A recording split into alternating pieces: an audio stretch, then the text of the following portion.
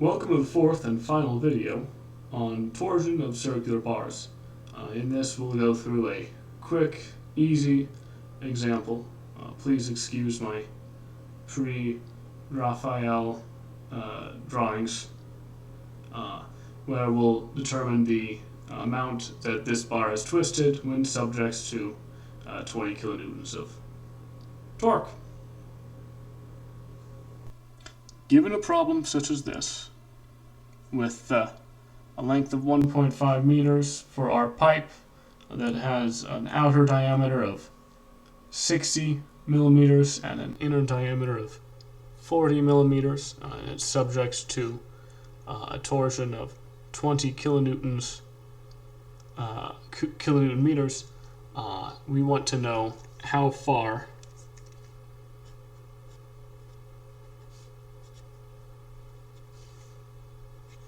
does this rotate.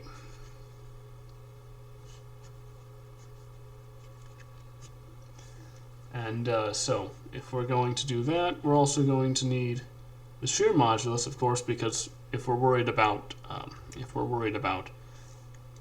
deflections, we're going to have to be worried about strains. And so let's take that as 80 gigapascals. So, in general, the first step we're always going to have in problems such as this is we're going to start by just finding the polar moment of inertia. And that's, as we talked about before, pi over 2 times the outer radius to the fourth minus the inner radius to the fourth. Be careful to use radius and not diameter. Okay? I'll bet that someone messes those up. So that's going to be a mere 30 millimeters to the fourth minus 20 millimeters to the fourth. When we're working with millimeters, this number is especially going to become gargantuan. It's quite a bit like the second moment of inertia in this as well. When you're using length units to the fourth, you're going to end up with some pretty massive units. So I'm going to use scientific notation for this and call that 1.021 times 10 to the 6th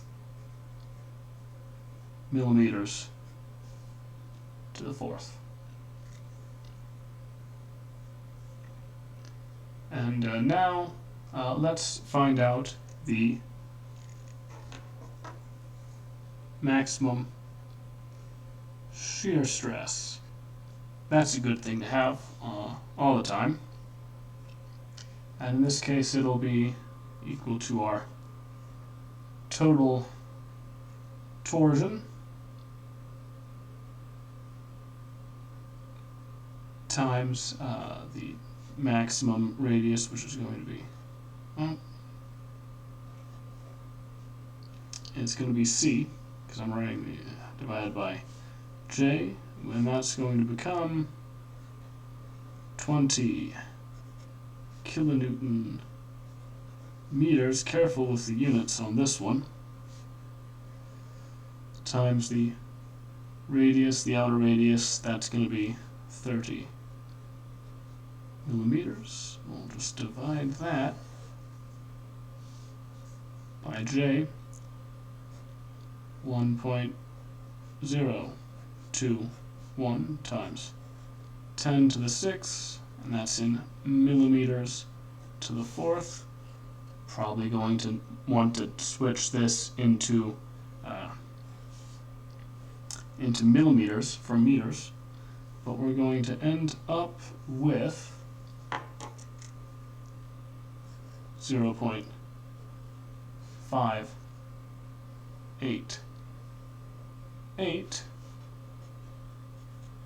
kilonewtons per millimeter squared.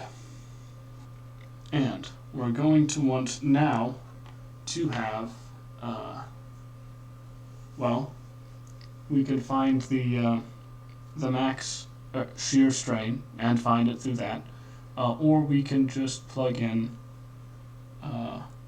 to this equation, which is that the rotation is equal to the length times the shear strain. We could find that, but I don't see a real reason to when we can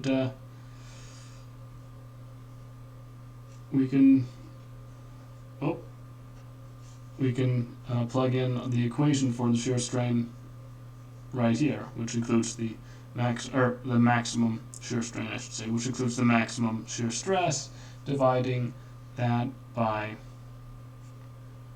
the